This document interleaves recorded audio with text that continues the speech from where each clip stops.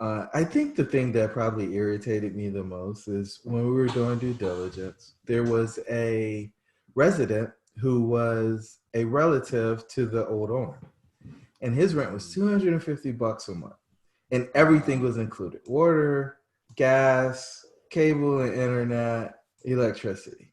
And Wow. I asked the broker, I was like, what do you want me to do with this? Like, how can I make this work economically? And so the guy paid rent for 3 months, and then he didn't pay rent for the next three. Oh, wow. And he didn't turn in his key, so we had to evict him. And it's just like Thanks we have all for yet tuning into another day. Dreamcatchers, where we make things happen. Dreamcatchers was formally launched to unlock the hidden potential in successful, self-motivated individuals who desire to take their life forward to the next level but need support to evolve. We are a collective group of professionals with various backgrounds that use our talents to assist those individuals in realizing their wildest dreams by providing education, inspiration, and direction. This podcast is where we share the lessons we've learned along the way to catching our dreams and give you some context around the how and the why to each approach to put you further ahead on the journey to catching your dreams. Are you ready?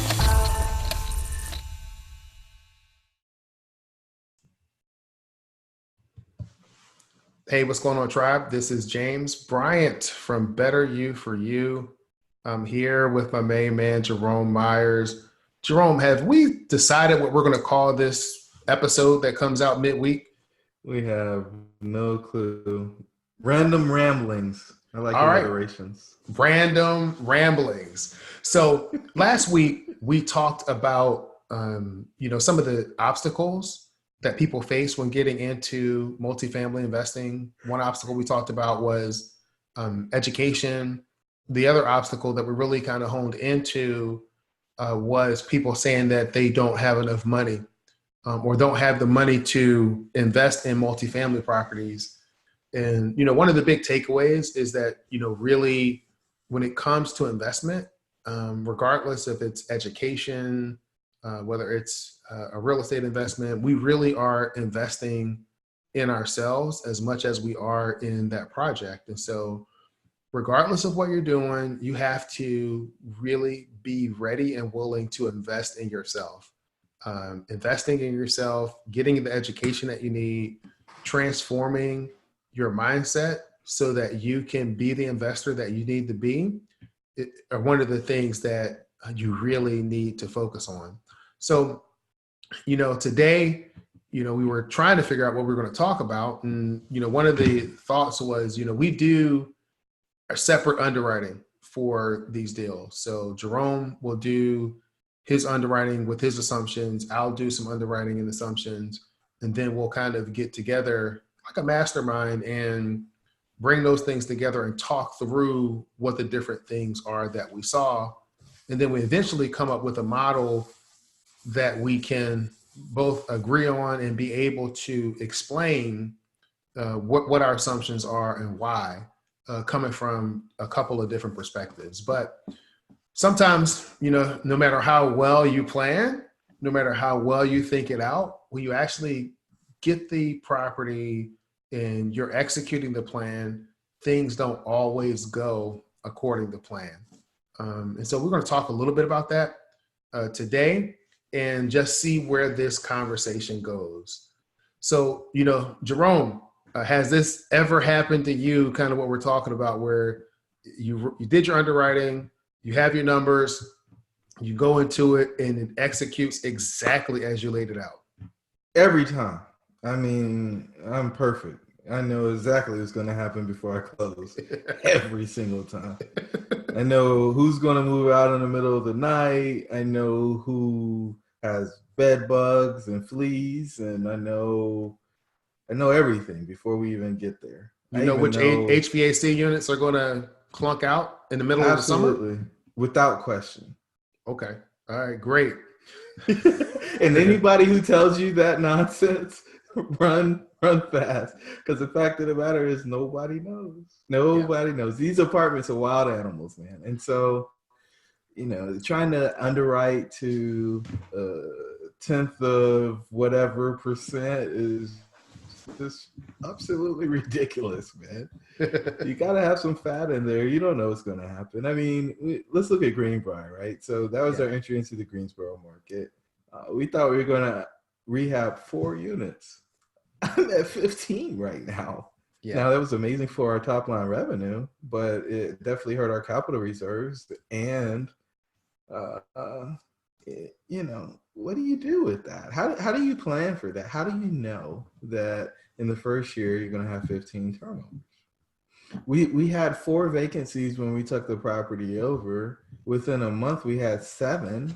And then we continued to cycle people out because we realized that they weren't the type of people that we wanted to live in our community, or because we raised rents, they moved away. And I absolutely knew none of that before we went in, but I did decide that we were going to do a 35% vacancy for the first year. Mm-hmm. And I was right on that. Yeah. But we also made sure we had some additional contingencies as well in reserves in that particular project. Yeah. Go ahead. We did. No, I mean, we did. And that's your genius, right? You're super conservative, and you wanted to make sure that if something happened, I didn't have to call anybody and say, hey, I need you guys to send me a check.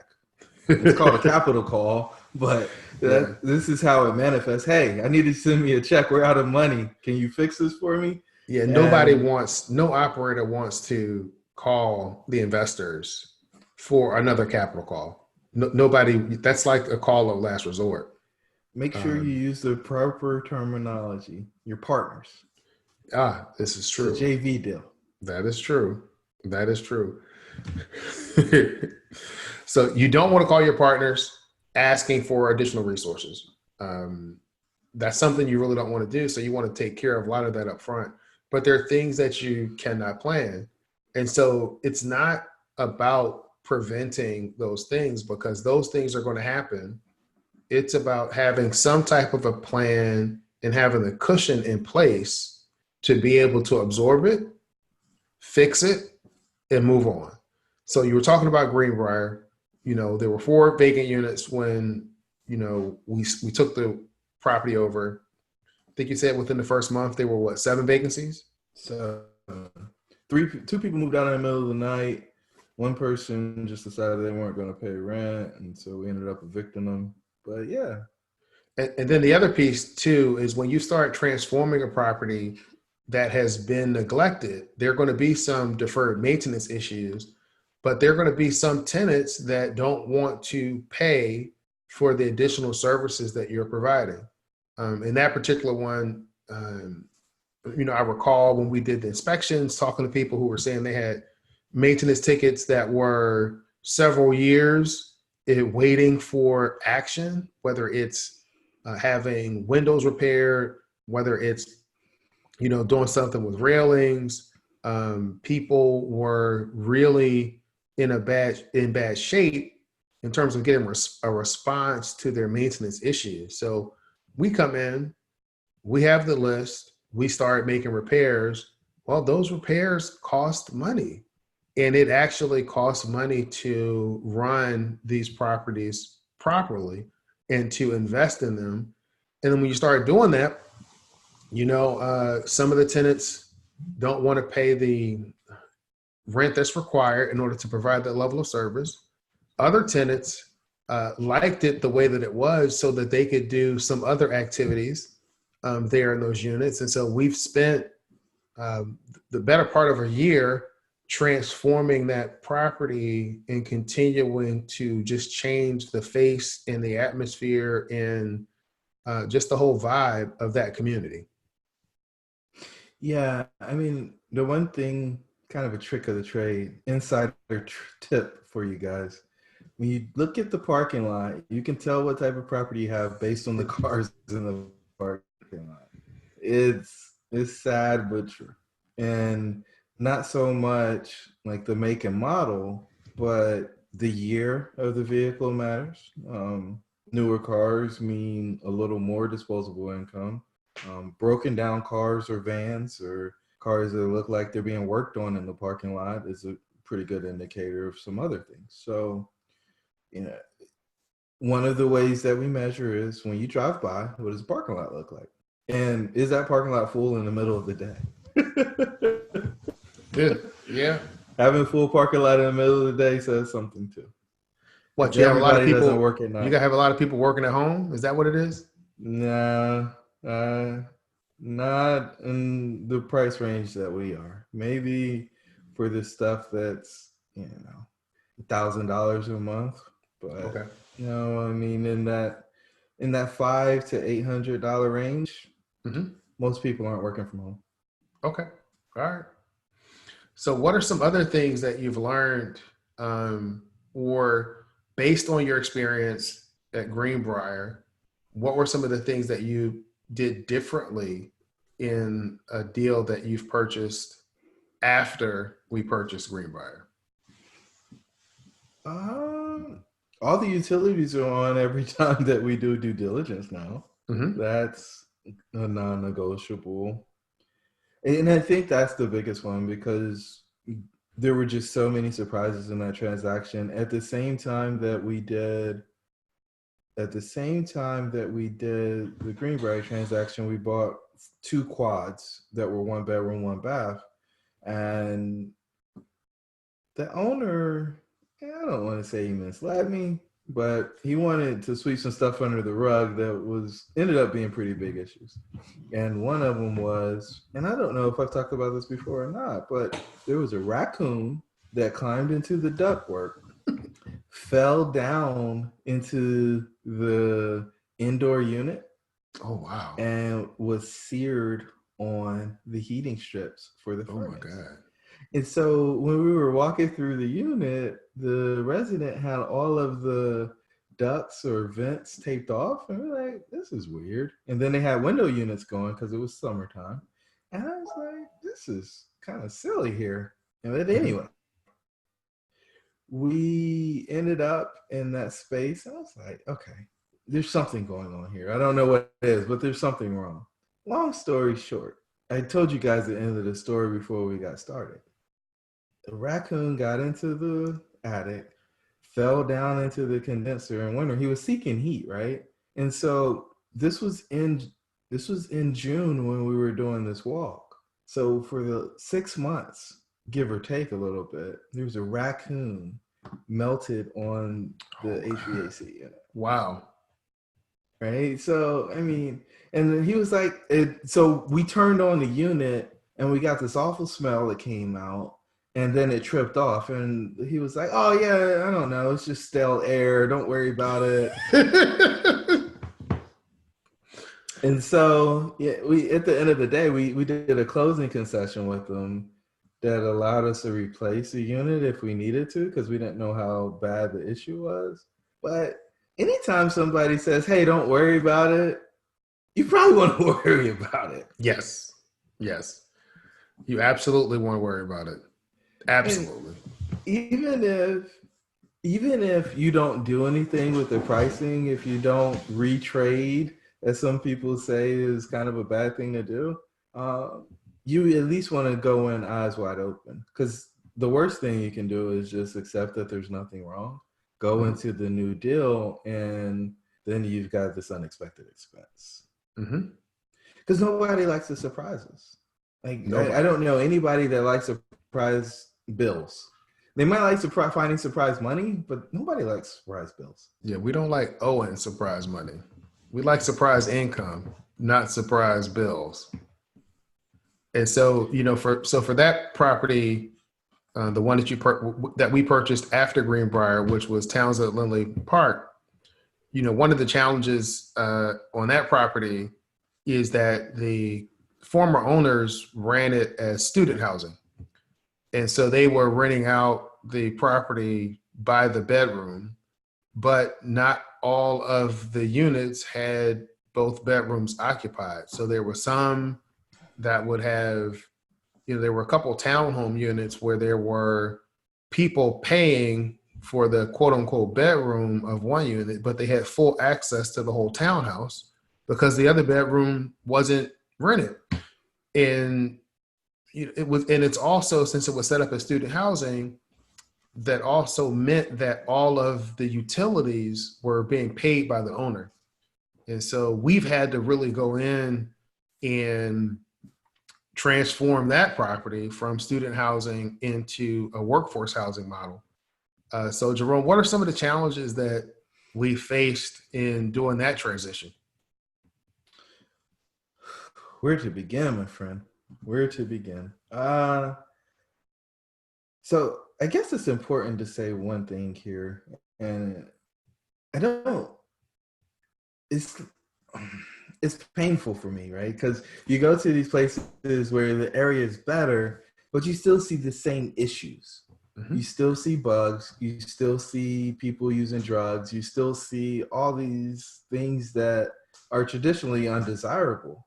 And it's like, okay, well, all right, we crossed over this street, so things are supposed to be different now. But the fact of the matter is, it seems like all these problems are pretty persistent throughout. And for those of you that don't know, Jerome's talking about the demographic around the locations of the two different complexes that we're talking about, which is, Greenbrier, which is kind of in an in-between area. I mean, right behind where Greenbrier is at is a swank Class A, apartment complex that really abuts to our property.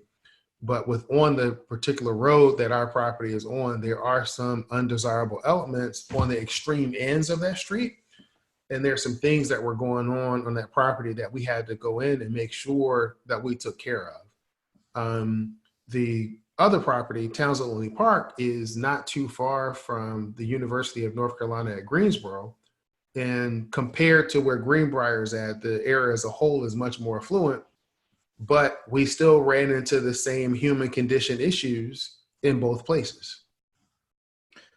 Yep. And so it's interesting, though, when you look at this, I don't know if it's census data, or I don't know who the other reporting body is that some people use, but when you look at that data, the Greenbrier area is ranked a B, and the Spring Garden property is ranked a C, believe it or not. So, I don't know what determines the affluence in this particular software product that we were using to look at the different areas, but I just thought that was interesting. But so there's so much there, right? We came in, we knew, so our business plan was, this was a paper improvement. We were changing the way that the leases were written. And by changing the way the leases were written, we thought that we were going to be able to reduce some expenses. And in our pro forma, we dropped down what we thought our rent or our income was going to be, for the sake of giving us some of that cushion. And so what happened is we were able to exceed our rent projections. And actually, what we're able to collect today is consistent with what our aggressive pro forma said, but we didn't share that with anybody that joined us on the deal. But we thought we were going to be able to come in and just consolidate units where people were just one person in a unit, and that didn't work. It still hasn't worked. People who didn't have roommates didn't want roommates, and they made it pretty clear. I think the thing that probably irritated me the most is when we were doing due diligence, there was a resident who was a relative to the old owner, and his rent was $250 a month, and everything was included: water, gas, cable and internet, electricity. And I asked the broker, I was like, what do you want me to do with this? Like, how can I make this work economically? And so the guy paid rent for 3 months, and then he didn't pay rent for the next 3. And he didn't turn in his key, so we had to evict him. And it's just like, we have Hey guys, back in 2016, me and the team decided to formalize Dreamcatchers as an organization that can help people achieve their wildest dreams. If this is you, Please visit our website at dreamshouldbereal.com in order to find out the details of our services and how we can help you become a dream catcher. Talk to you soon. Well, I won't call it dead. We had one person in the unit and then another person who wasn't paying. And so what we decided before we went into the property is, hey, we're going to get everybody on one lease, right? So everybody's responsible for the whole amount of the unit. And that way we don't have to worry about these issues where one person moves out, one person gets evicted, whatever. That actually is working out really well. Yeah. And so we're walking down the path of the business plan, and as usual, when we get into a project, we get asked the question, are you sure you want to do it this way? And every time we've told them, yeah. And them is whoever the property management company is. Yeah, we want to try the business plan that we put together before we bought the property. Well, it might create some issues. Yeah, we understand, but we want to try to do the business plan that we said we were going to do. Yeah. It made sense before we bought the property. We don't see anything that makes it not make sense now. So let's do it. And it seems like we're getting rewarded for that stuff. Yeah. But I mean, there's the little things, and you talk about, level of service and some other stuff. We walked in to that property. The old property management company cut the power off the day before we closed. Yeah. They cut the gas off. It's February, by the way. They cut the gas off so people don't have heat. They don't have electricity. Fortunately, we were on site when the water company came out to turn the water off, because that was next. And so, there's some common decency, some common courtesy that we kind of expect when a property changes hands, but we didn't get much of that there. And, there's nothing that we can really do, but we do have to suffer the brunt of the blowback from people who are upset and frustrated because, well, they couldn't turn on their heat. And what I would say is, just like when we talked about Greenbrier and the issue that we had with making sure that the utilities were on when we did our due diligence, I think the case study here is making sure that we have a utility transition plan in place when we're closing on the property, and that the people that we're purchasing from and the property management firm, everybody's on the same page as we're moving forward with that, because that's, it reflected bad on us as the new owners to, oh man, as soon as this property has changed hands, now the utilities are off and people couldn't, because it was still in wintertime.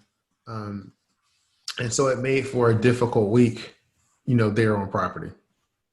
Yeah, more like 9 days on the gas. It was bad. Nobody wanted to come out.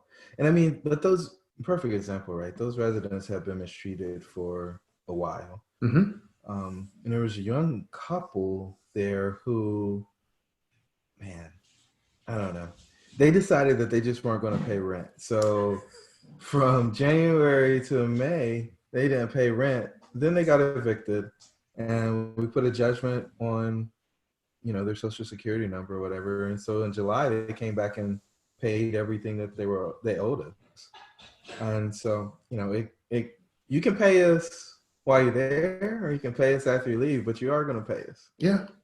That's kind of the long and the short of it. I mean, or you're going to have a really hard time finding some place to live with your name being on the lease. And, there's a lot of folks out there that try to practice this cash for keys thing where they pay somebody to move out so that they can re-rent the unit.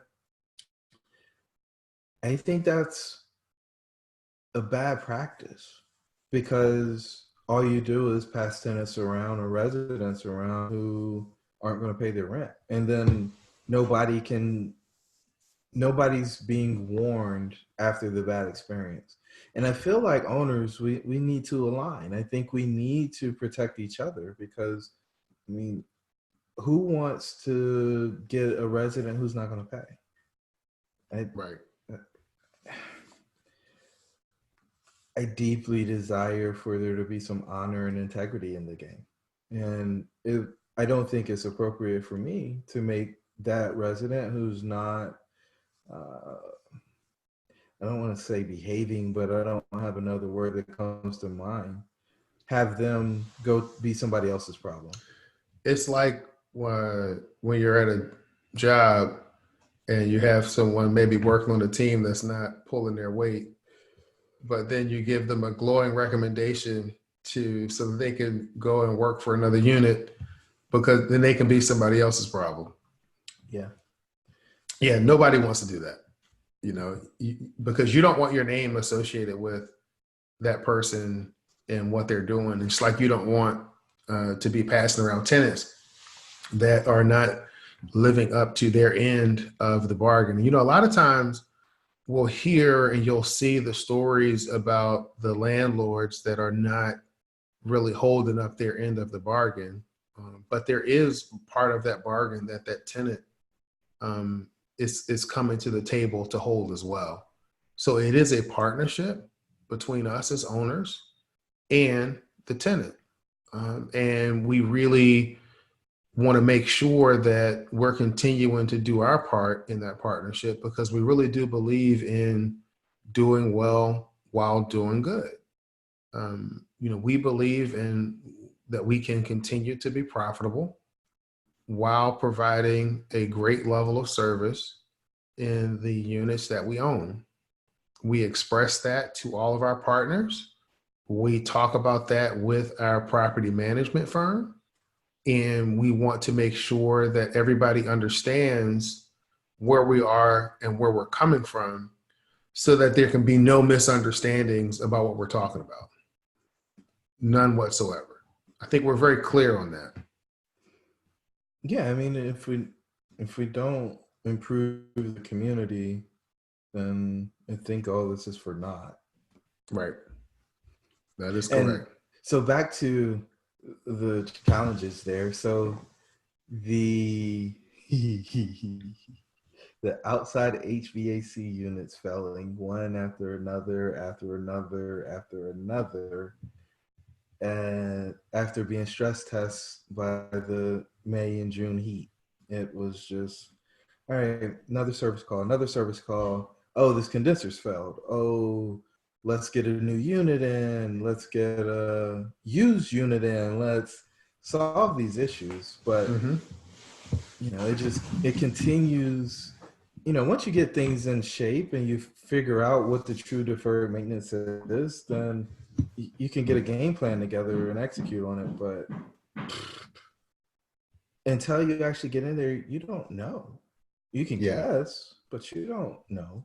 And I mean, I'm troubled because I was looking at a deal today for somebody, and they're buying it with interest only on hard money, and interest only is for 3 years. And the deal only works because they have the interest only dollars.